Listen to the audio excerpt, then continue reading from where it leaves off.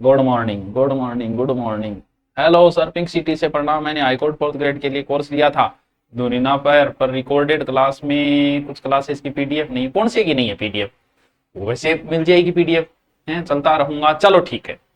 देखो बच्चों, इसका हाईकोर्ट की आप तैयारी कर रहे हो, अच्छी बात है, क्योंकि जिनकी सीईटी नहीं है उन स्टूडेंट के लिए हाईकोर्ट एक बेहतरीन ऑप्शन मेरे को थोड़ी इंग्लिश कम आती है, बेहतरीन ऑप्शन होता है। ठीक है, लेकिन इंग्लिश आती तो है, मैं कई देशों में गए, वहां तो मेरे को बड़ी शानदार निकल रही थी बाहर।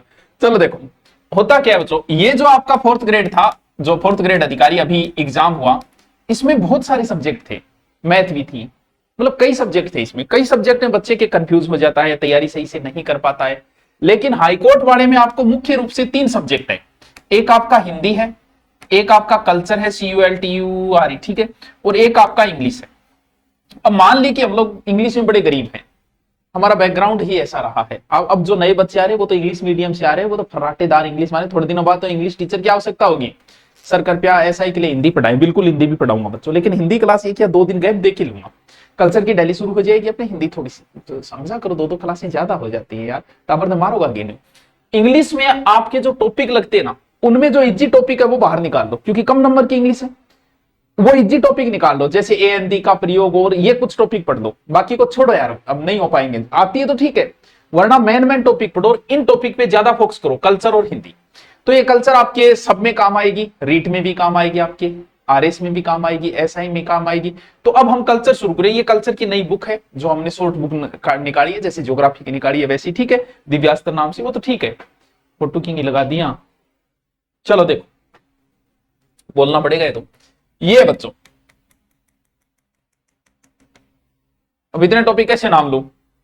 यानी लोग देवता है, संत है, संप्रदाय है, गढ़ है, किला है, हवेलियां है, मंदिर है, दरगाह है, मस्जिद है, बावड़ी ले लो, चित्रशैली ले लो, आभूषण ले लो, वस्त्र ले लो, जनजाति ले लो, है और क्या, हस्तकला है, लोकगीत है, नृत्य है, नाट्य है, वाद्य यंत्र है, रीति रिवाज है, भाषा है, राजस्थान साहित्य, सूफी रे, मतलब हमें टॉपिक याद करने में 1 घंटा लग जाए, लेकिन इतना हमारे पास टाइम कहां है। कल्चर के कुछ टॉपिक थोड़े बहुत रटने वाले हैं, जैसे आप दुर्ग मान लो, या फिर छतरिया मीनारे मंदिर ये मान लो, या फिर लोक देवी देवता संत संप्रदाय। बाकी टॉपिक इतने टफ नहीं है, अगर आप साथ साथ में नोट्स बनाएंगे और मेरे साथ साथ में चलोगे तो मुझे नहीं लगता कि हम इस नैया को पार नहीं कर पाएंगे, बड़े इजी होगा। ये बात मैं भी खुद बहुत आराम से करवाता हूँ, बहुत मस्ती से करवाता हूँ, बिना मतलब की बातें भी बीच बीच में कर लेता हूँ। वो शायरी वाला गुरुजी मैं हूं तो शायरी में मार ही देता हूँ, ठीक है, बीच बीच, लेकिन शायरी तो मारी नहीं, कई साल हो गए हैं। नहीं, हम में कोई अनबन नहीं है, वो बात अलग है कि अब वो मन नहीं है, मैं खुद को ही सुलझा रहा हूं, तुम्हें लेकर कोई उलझन नहीं है। ये पता नहीं किसकी शायरी है, मेरी याद आ गई, ठीक है। तो करते हैं श्री गणेश, बिस्मिल्लाह रहमान रहीम, एक नया टॉपिक के साथ में। साथ साथ में आप नोट्स बनाते रहेंगे, कल्चर के बढ़िया नोट्सों वाली एक बुक लेंगे। कौन सी लेंगे? बाइंडिंग वाला आप रजिस्टर लोगे, बाइंडिंग रजिस्टर में साथ साथ में बनाते जाओगे, और धीरे धीरे हम हाईकोर्ट एग्जाम से पहले हमारी कल्चर पूर्णता हो जाएगी। सर जी फोर्थ ग्रेड के लिए आशीर्वाद दे दीजिए। ले आशीर्वाद एक करके 3 बार ले ले आशीर्वाद का, मेरे को 100 रुपया लगे। तो आप हेडिंग डालोगे क्या? संत संप्रदाय, अच्छा टॉपिक है। वैसे कल्चर हिस्ट्री का ही पोर्शन था बच्चों, ये तो इसको जोड़ दिया इधर, वैसे टॉपिक ही हिस्ट्री का ही था, ठीक है। परायवाची शब्द कैसे याद करें? परायवाची मैंने पूरे करवा रखे हैं बेटा, परायवाची जाके देखनी, लैब असिस्टेंट का कोर्स जल्दी। हाँ, ये कल्चर का पूरा कोर्स लेना चाहो तो अलग से मेरा कोर्स भी है, और साथ साथ में पढ़ना चाहो तो वैसे ही पढ़ लो। देखो, भक्ति क्या है, वही एज की करा।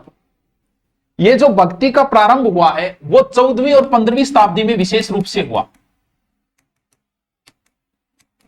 साथ साथ में आप नोट्स बनाते हुए जैसे मैं कर रहा हूं वैसे लिख भी सकते हो, तो अच्छा समझ में आएगा, तो साथ साथ में लिखते ही जाओ। ठीक है बेटा, हाई कोर्ट में हिंदी है, इंग्लिश है, और या कल्चर, जो कि आई कल्चर। यार वो आप तैयारी कर रहे हो यार, तो मुझे सिलेबस पूछ रहे हैं, ये कोई बात थोड़ी हुई। हमारी चर्चा चल रही है, सर जी पढ़ाई का सिस्टम किसने लिया? पढ़ाई का शुरू से ही था, यहां से पढ़ाई का सिस्टम शुरू हो गया। आश्रम व्यवस्था ही थी उस समय, और उस समय की पढ़ाई तो बहुत टफ थी। टफ ऐसे थी कि उस समय नोट्स नहीं होते थे। गुरुजी आगे बैठता, गुरुजी एक श्लोक सुनाता ऋग्वेद को, अब ऋग्वेद में कितनी ऋचाएं यार। गुरुजी एक ऋचा बोलता, बिन छात्रा को बुलवाता बार बार और बिन रटवाता। तो 1-2 वेद जो को याद कर ले तो वो दुबे जी, 3 वेद तिबे जी, 4 वेद चौबे जी, क्योंकि ना नोट्स होता ना कुछ और होता, सिर्फ वेदों को याद करना होता था ऋचाओं। तो बहुत दो नहीं, आजकल तो कितनी सारी पढ़ाई होगी यार, है? चलो अब चलते हैं। श्री कृष्ण के भागवत में 24 अवतार है। देखो वैष्णव जो है ना, कृष्ण का पहली बार जो उल्लेख मिला है ना, वो छांदोग्य उपनिषद में मिलता है। छांदोग्य उपनिषद में पहली बार देव की पुत्र कृष्ण का उल्लेख मिलता है। राम को मर्यादित दिखाया गया है, कृष्ण को पूर्ण मनुष्य दिखाया गया है, स्थिति के अनुसार चेंज होना। ऐसा कहते हैं कि रामायण में से अगर एक पेज हटा दिया जाए तो आदमी अपनी बुद्धि से बता सकता है कि भगवान राम ने यहां क्या किया होगा। लेकिन अगर महाभारत में से एक पेज हटा दिया जाए तो आप नहीं कह सकते कि कृष्ण ने यहां क्या किया था। कृष्ण प्रेम कर रहा है राधा से, भगा के ला रहा है रुक्मिणी को, अपनी बहन को कह रहा है कि अर्जुन के साथ भाग जा। तो सोच सकते हो कि क्या बौद्धिक विकास रहा होगा उस समय कृष्ण के समय। तो कृष्ण तो एक पूर्ण मनुष्य, आप कल्पना नहीं कर सकते कि बंदे ने यहां क्या किया होगा, इसलिए तो कृष्ण पूर्ण मनुष्य है। ठीक है, चलो आगे चलते हैं। हम भक्ति क्यों करते हैं? क्योंकि हमारा हिंदी कब कराओगे, जल्दी हिंदी शुरू करें। भक्ति हम क्यों शुरू कर रहे हैं? भक्ति ऐसा कहते हैं कि भक्ति करने का एक ही रीजन है, मोक्ष। हमें क्या चाहिए? हमें चाहिए मोक्ष। थाने के चाहिए मोक्ष, और थारो मोक्ष है नौकरी लांगा मंदिर। थाना मतलब सिर्फ नौकरी से। चतुर्वेदी होता है सर। हाँ आज है ना, चौबे जी है, तिबे जी है, दुबे जी है। वो उस समय थे कि जिसको दो वेद, अरे दो वेद बहुत बड़ी बात होती है। वेदांग की ऋचा को याद रहेगी, ना नोट्स होता ना कुछ और होता है। मोक्ष का अर्थ क्या होता है? मोक्ष का अर्थ होता है मुक्ति, बंधन से मुक्ति। जब आज तक ये पृथ्वी जो है ये मृत्यु लोक है, यहां इंसान आता ही मरने के लिए। यहां बंधनों में बन जाता है, बुआ की टेंशन, मम्मी की टेंशन, पत्नी की टेंशन, बच्चा की टेंशन, हजारों टेंशन है हमारे। तो हम इस मोक्ष से मुक्त होने को ही मोक्ष कहा जाता है। क्या आपने जो आप मरांगा फिर जीव जंतु बनागा, 84 लाख योनियां भटकांगा फिर पाछा बन जाऊंगा, मतलब ये जीवन चक्र चलता ही रहेगा, यहाँ की जिंदगी बड़ दुखी होता रहेगा। जब बोला रहे मोक्ष प्राप्त करो, बोल मोक्ष कैसे प्राप्त करे, बस ये बताओ मैं।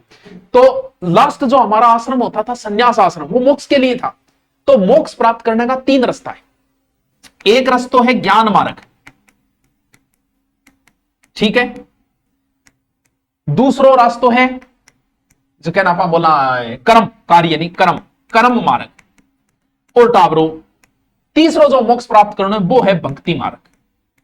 यानी मोक्ष प्राप्त करने का आपने एक थारकन 3 ऑप्शन है, यानी वो है मोक्ष, और मोक्ष का 3 रास्ता चले। एक रास्ता है ज्ञान गो, और एक रास्ता है कर्म गो, और एक रास्ता है भक्ति गो। अब बात आया कि थे कौन से रास्ते पर जाऊंगा भाइयों। सब कोई कलेक्टर बनना चाहता है, पुलिस बनना, तो मीरा माई की तरह संत क्यों नहीं बनना चाहता? क्योंकि मुझे तो मीरा बनना है, इसमें केवल श्री कृष्ण प्रियतम से प्रेम हो। हे दिव्या चाटोलिया, हम आपकी भावनाओं की कदर करते हैं, लेकिन बड़ी ही गुड बात बता रहा हूं। मीरा, सब चाहते हैं कि मीरा में और मीरा जैसी भक्ति न हमारे घर में। लेकिन ये बताओ कि किसी भी पुरुष को स्त्री मीरा की तरह बने और वो रात को नाच के आए, भक्ति करके आए, रात को 12-2 बजे सत्संग में से आए, वो पवित्र नारी है, लेकिन कौन पसंद करेगा? बताओ मीरा के साथ क्या क्या हुआ वो तो देखो। आप तो सहन ही नहीं कर पाओगे, मीरा तो सहन तो कर ली थी मीरा ने। कोई भी मनुष्य आज का हो स्वीकार ही नहीं करेगा। तो इसलिए घर पे रहो, भक्ति मार्ग का चयन करो, आराम से करो, कोई बात नहीं। ज्ञान मार्ग, कर्म मार्ग, भक्ति मार्ग। ज्ञान मार्ग का मतलब ज्ञानी बन दो, फेसबुक से नॉलेज ले लो, इंस्टा नॉलेज ले लो, और इन्हें बिनु छोटा मोटा नॉलेज ले लो और ज्ञान की प्राप्ति करो। इसका प्रतिपादन उत्तर मीमांसा में हुआ है, ज्ञान मार्ग का उत्तर मीमांसा।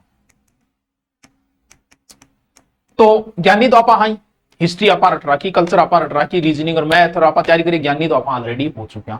इनो मतलब मोक्ष को एक रस्तो तो थारो कंप्लीट है। अब आते हैं दूसरे रास्ते पे, वो है कर्म को। इस कर्म का महत्व सिर्फ गीता में दिया गया। भगवान कृष्ण कहते हैं कर्म करो, फल की इच्छा मत करो, लेकिन बहुत बड़ी समस्या है, फल की इच्छा ना हो तो कर्म हो ही नहीं सकता। तुम्हें नौकरी लगना है इसलिए तुम आके पढ़ रहे हो यहाँ, वरना तुम नहीं पढ़ते, तुम्हें सुभाषान से कोई लेना देना नहीं था। क्यों? क्योंकि जितनी ज्यादा फल की इच्छाएं होगी उतने ही कर्म ज्यादा होंगे। तुम्हारे अंदर एक लालसा है नौकरी लगने की, तो तुम उतनी ज्यादा कर्म करोगे। तुम्हारे अंदर नहीं है तो तुम बहुत कॉमनली ले लोगे इसे। तो गीता में कर्म को महत्व दिया गया। अगर आप अच्छे कर्म कर रहे हो यार, बढ़िया काम कर रहे हो जीवन में, आप यहां आए, अच्छा काम किया, चले गए, बहुत बढ़िया, हो गई मोक्ष आपकी। तीसरा है भक्ति मार्ग, जो विभिन्न तरीकों से आगे लोग देंगे, जितने भी संप्रदाय होंगे, चाहे वो विष्णुई संप्रदाय हो, चाहे नाथ संप्रदाय, सब देंगे भक्ति मार्ग। तो वो तीसरा मार्ग। तो भक्ति पूजा पाठ करना अपन टेम को नहीं, तो आपने ये दोनों मार्ग आपने खातर तैयार है। तो ज्ञानी बन जाओ, मुफ्त को ज्ञान दो। कोई कहे मेरे कैंसर होगी, फेंको ज्ञान, ऐसे करने से कैंसर नहीं होती। कोरोना हो गया बोले ये खान, यानी ज्ञान नहीं ले लो, फेसबुक इंस्टा भयंकर ज्ञान ले लो, इनको मतलब मोक्ष होगी थारी।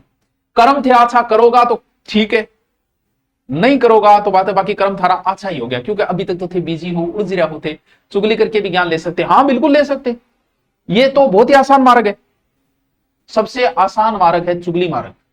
ठीक, अब बात करते हैं, ये लिख लेना, मोक्ष प्राप्त करने के 3 रास्ते हैं, ज्ञान द्वारा, कर्म द्वारा और भक्ति द्वारा। अब आते हैं भक्ति कितने प्रकार की होती है। देखो मैं धीरे धीरे करवा रही हूं क्योंकि मेरे कोई जल्दी को नहीं, और जिनके जल्दी है वो पढ़ लो भाई, मैं तो आराम से कराऊंगा, मस्ती से कराऊंगा, धीरे धीरे कराऊंगा। आप नोट्स साथ में तैयार रखना, एग्जाम के समय नोट्स बहुत काम आएंगे। सर आपकी कौन सी दिव्यास्त्र आ गई? हमारे पास सारे दिव्यास्त्र है, ठीक है। चलो करते हैं बस, आपकी कौन सी? देखो भक्ति 2 प्रकार की होती है, ये आपने सुने सब नहीं होंगे, एक है सगुण, एक है निर्गुण। कई बार ऐसे पूछ लेते हैं निम्न से निर्गुण संत है, एक बार दीपक मीणा को जवाब दे दो। दीपक मीणा क्या कह रहे हैं? कर्म करने जाता हूं कांड हो जाता है, तू कर्म करनी चाहिए जाए। अरे देखो बहुत ईजी है, कई जो नए बच्चे हैं उनको नहीं पता होगा, हाँ तो नए बच्चे हैं उनको नहीं पता होगा। सगुण और निर्गुण, स का मतलब सामने, यानी हम लोग जो भक्ति कर रहे हैं वो सगुणी है। आप किसी देवता को मान रहे हो, गोगा जी, तेजा जी, रामदेव जी, जिनको भी, आप किसी देवी को मान रहे हो, या कृष्ण को मान रहे हो, या राम को मान रहे हो, इसका मतलब आप जिसको मान रहे हो उसकी तस्वीर आपके सामने है। क्यों? आपको दिख रही है तस्वीर, इसका मतलब वो सगुण है। जो आपको दिख रहा है वही सगुण है। सगुण भक्ति ज्यादा, निर्गुण संत तो गिने चुने हुए। निर्गुण संप्रदाय में जैसे बिश्नोई है, जसनाथ जी है, दादू है, रामसनई है, निरंजनी है, कबीर है, और धन्ना है, रेदास जी है, ये निर्गुण संत थे। निर्गुण का मतलब ये हो गया उन्होंने एक राम दशरथ घर डोले, एक राम घट घट बोले, एक राम सकल पसारा, एक राम 3 लोक से न्यारा। कबीर जी भी कह रहे हैं राम का गुणगान करो, लेकिन कबीर उस राम का नहीं कह रहे जो दशरथ पुत्र राम है। कबीर उस राम का जिक्र कर रहे हैं जो किसी का पुत्र नहीं है, वो एक अलौकिक राम है। एक राम दशरथ घर डोले, एक राम घट घट बोले। क्या एक राम वो है जो दशरथ, एक घट घट सगड़ा के अंदर है, एक राम सकल पसारा, एक राम 3 लोक से न्यारा। तो वो जो राम है 3 लोक से न्यारा, यानी जिसका ना माता है ना पिता है, वो निर्गुण भक्ति है। और जिस राम की तुम पूजा कर रहे हो वो राम सगुण है। सगुण भक्ति कम चली, निर्गुण भक्ति कम चली। क्यों? क्योंकि वही बात है कि जब आपको ये नहीं पता आपका भगवान की आकृति कैसी, आपका भगवान दिखने में कैसा है, तो हमारा उसके प्रति लगाव नहीं हो सकता। हमें प्रेम उसी चीज से होगा जिसे आप देखोगे। जैसे मैं ये कह दूं कि मेरे गांव में एक लड़की है, बहुत सुंदर है, बहुत सुंदर है, मैं करूं तो आपका मन हो सकता है देख, लेकिन उससे प्रेम नहीं हो सकता। प्रेम जब आप किसी को सामने देखोगे तो ही प्रेम हो सकता है। इसीलिए सगुण भक्ति वो है जिसमें आप मूर्ति पूजा, सीधा सा बात। और निर्गुण भक्ति, तो निर्गुण संतों का कई बार नाम पूछे, तो निर्गुण में जैसे बिश्नोई संप्रदाय, जाम्बो जी, ठीक है, फिर जसनाथी, ठीक है, दादू, कबीर, धन्ना और रेदास, लालदासी है, निरंजनी संप्रदाय है, कबीर पंथी है, ये सारे निर्गुण हैं। यानी जिन्होंने ये कहा कि सिर्फ ध्यान करो, किसी का वैसे नहीं, तो वो निर्गुण है। निर्गुण भक्ति कम चली, सगुण भक्ति ज्यादा चली। हम जो कर रहे हैं वो सगुण भक्ति है बच्चों, ठीक है। तो बच्चों आज मैंने बड़े प्यार से आपको थोड़े थोड़े बताए हैं। इसके बाद में हम एक एक व्यक्ति को उठाएंगे और पढ़ेंगे। बहुत इंटरेस्टिंग टॉपिक है, बहुत ही प्यारा टॉपिक है, ठीक है। तो कल पढ़ेंगे हम बाकी को, और कल, आज मैं कम भी कराने आया हूं, कल नोट्स लेके आना अच्छी बाइंडिंग वाले, और कल से पूरी तैयार करेंगे हम, क्योंकि हमने शुरू कर दिया उसको फिर अंत करके ही छोड़ा है, ठीक है। Okay, thank you.